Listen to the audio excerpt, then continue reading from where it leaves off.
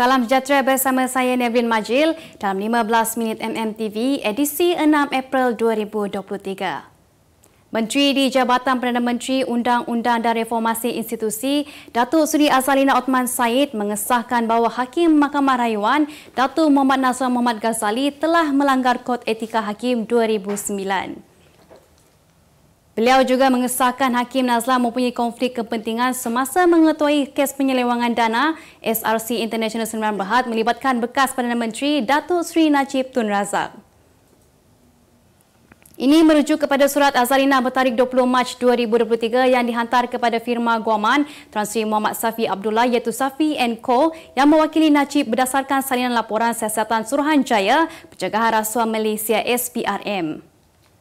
Beliau dimaklumkan oleh SPRM berhubung perkara itu melalui surat bertarikh 21 Februari 2023. Dalam surat itu, Muhammad Safi bertanya jika SPRM pada dasarnya membuat kesimpulan bahawa Hakim Nazlan melanggar Kod Etika Hakim dan mempunyai konflik kepentingan.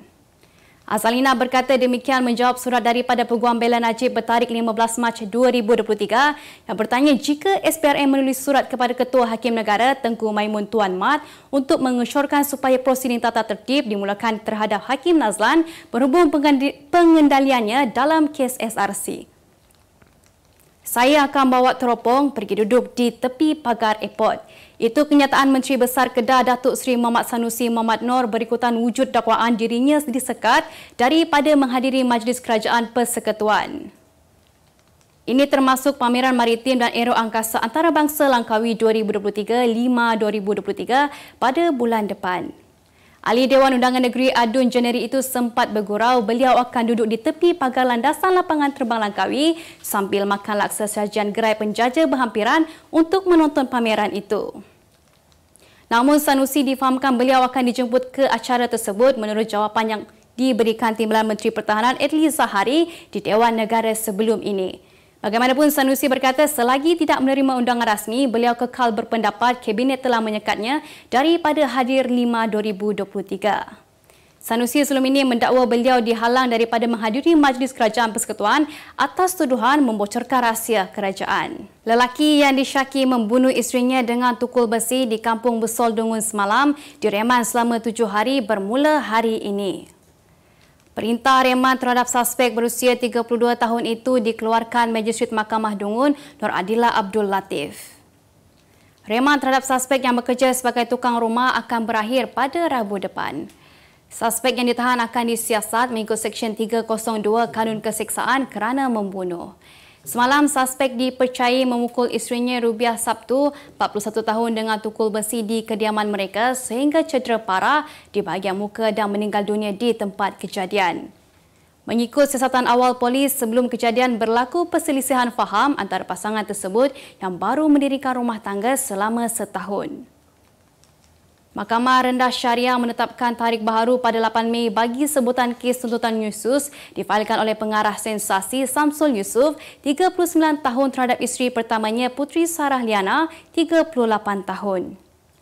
Samsul atau nama sebenarnya Muhammad Samsul Muhammad Yusof yang ditemani Peguam Syari'i yang mewakilinya Azmi Muhammad Rais berkata ia berikutan Puteri Sarah tidak dapat hadir kerana tuntutan kerja di luar negara. Sementara itu, enggan mengulas lanjut mengenai keputusan Jawatan Kuasa Pendamai JKP dalam kes cerai pada Isnin depan. Samsul berkata dia reda dengan apa sahaja yang bakal berlaku selain enggan mengeluarkan kenyataan yang akan terus menyakiti isterinya itu. Dalam pada itu, menurut Samsul, dia akan tetap meneruskan saman ke atas Farid Kamil namun dia tetap mendoakan yang terbaik buat pelakon itu yang kini turut mengalami krisis rumah tangga bersama isterinya Diana Daniel. Putusan Malaysia dan Cosmo melancarkan satu lagi produk terbaru. Apa yang ada dalam Iklaneka? Ia adalah platform yang tepat dan efektif untuk mengiklan antaranya berbagai jenis notis, cautan kosong, hartanah, tender, kenderaan, mencari wali atau waris dan pelbagai lagi. Apa yang anda cari? Semuanya ada di sini. 2 dalam 1. Layari iklaneka.utusan.com.my. Mahkamah Rendah Syariah menetapkan 24 Mei depan pengurusan kes perman Yusus Tan Sri Musa Hassan terhadap isterinya Eli Afizawati Abdul Jalil. Menurut Peguam Syar'i Datuk Hazizah Kasim yang mewakili Eli Afizawati, mahkamah menetapkan tarikh tersebut bagi membolehkan pihaknya melengkapkan dokumen yang diperlukan dan penyerahan dokumen terbabit kepada Musa. Sementara itu, Musa, 72 tahun yang hadir ke mahkamah memakai sut biru berkemeja putih dan bersongkok memberitahu sejak isu ini dibawa ke mahkamah, beliau tidak lagi berkomunikasi dengan isterinya itu. Mengulas mengenai tuntutan cerai Eli Afizawati, 42 tahun berkata dia tidak mengubah keputusannya. Pada 9 Mac lalu, Musa berkata masalah rumah tangga yang dihadapinya itu bukanlah baharu, sebaliknya berlarutan hampir 3 tahun, malah mereka tidak lagi tinggal sebumbung sejak 6 bulan lalu. Ziarah Ramadan CD1 Darul Kifayah yang dilaksanakan oleh Pusat Pungutan Zakat Majlis Agama Islam Wilayah Persekutuan PPZ Mawib bagi membantu meringankan beban para pelajar asnaf dalam menyambut bulan Ramadan dan Aidilfitri. Mengangkat tema Ramadan Anugerah Terindah, seramai 280 orang pelajar menerima sumbangan duit raya, makanan sunnah, tajaan berbuka puasa dan peralatan perpustakaan bernilai RM95,000. Kita juga ada siri-siri sebelum ni untuk dalam Ramadan ni juga, yang mana pemegang-pemegang wakalah kami untuk turun ke sini untuk menyantuni asnaf-asnaf anak-anak yatim kat sini, yang mana keseluruhan untuk Ramadan ni saja kita dah turunkan untuk pemegang wakalah kita sebanyak 150,000. Dan alhamdulillah, insya-Allah lepas ni akan ada, Ustaz, kita akan ada selepas pada ni, yang mana ada pemegang-pemegang wakalah kita nak tengok dari segi pendidikan, yang mana mungkin kita akan tengok dari segi bantuan untuk dia punya kelas-kelas tambahan, kelas secara online, yang mana kami ada di kalangan pembayar kami yang mengadakan kelas online, dan insya-Allah kita akan sediakan gadget dan juga untuk kelas secara percuma tambahan di Darul Kifayah ni. Ujarnya Muhammad Hassan, kerjasama jangka panjang antara PPZ Muaib dengan Darul Kifayah ini merupakan salah satu inisiatif mengeluarkan asnaf daripada kepompong kemiskinan. Kita beralih ke berita dunia. Perdana Menteri Datuk Seri Anwar Ibrahim menggesa komuniti antarabangsa, khususnya Majlis Keselamatan Pertubuhan Bangsa-Bangsa Bersatu UNSC, memastikan rejim Zionis bertanggungjawab terhadap serbuan ke atas rakyat Palestin di Kompleks Masjid Al-Aqsa semalam sehingga menyebabkan 7 rakyat Palestin mengalami kecederaan.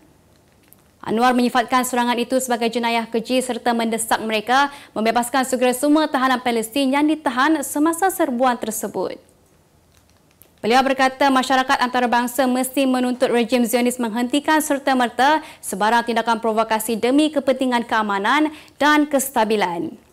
Menurut Suruhanjaya Hal Ehwal Tahanan Palestin, polis Israel mula membebaskan tahanan dengan syarat mereka dipindahkan dari Masjid Al-Aqsa dan Kota Lama Baitul Maqdis selama seminggu. Semalam, polis Israel bertindak memecahkan tingkap dan menyerang jemaah sebelum mereka menunaikan solat subuh serta menahan 200 rakyat Palestin dalam serangan di Dewan Solat Al-Qibli di Masjid Al-Aqsa. Bekas Presiden Amerika Syarikat AS Donald Trump mendakwa dirinya menjadi mangsa campur tangan dalam pilihan raya di negara itu.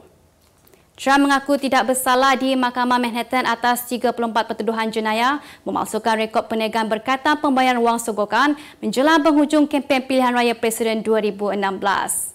Sehubungan itu, Trump membidas pendakwa raya di New York Alvin Bragg kerana membuat pertuduhan berkenaan terhadapnya.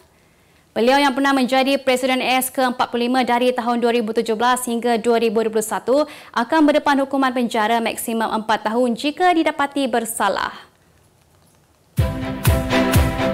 Kemas kini pengetahuan anda tentang isu ekonomi dan pasaran.